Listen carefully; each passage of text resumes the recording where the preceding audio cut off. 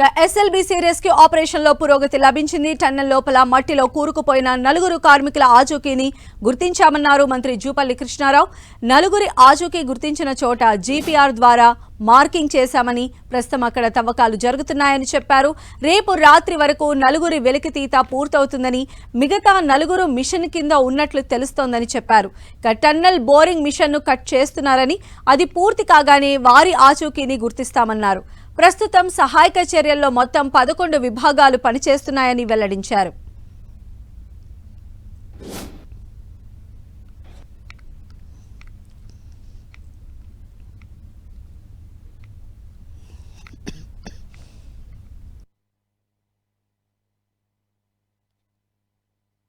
ఆ నలుగురికి సంబంధించి రేపు రాత్రి వరకు మనకు పూర్తిగా అది కంప్లీట్గా బయటికి తీయడం జరుగుతుంది.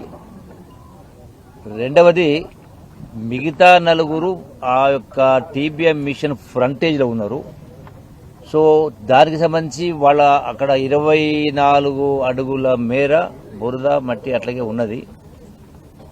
సో దానికి ఇంకొక రోజు ఎక్కువ సమయం పట్టవచ్చు, కొంత సమయం పడుతుంది. సేమ్ టైం ఎక్కడైతే ఆ యొక్క ఆ నలుగురి ఆచూకీ పలానా దగ్గర అంటే ఉన్నట్టుగా గుర్తు జరుగుతుందో అక్కడ సపరేట్గా అక్కడ మాన్యువల్గా మనిషి ద్వారా కూడా మళ్ళీ తవ్వడం జరుగుతూ ఉంది. కొంత తవ్వడం కూడా జరిగింది. సరే, చాలా మంది చాలా మాట్లాడుతూ ఉంటారు, ఏదో ఆలస్యమైంది అన్నట్టుగా, ప్రభుత్వం నిర్లక్ష్యం అన్నట్టుగా.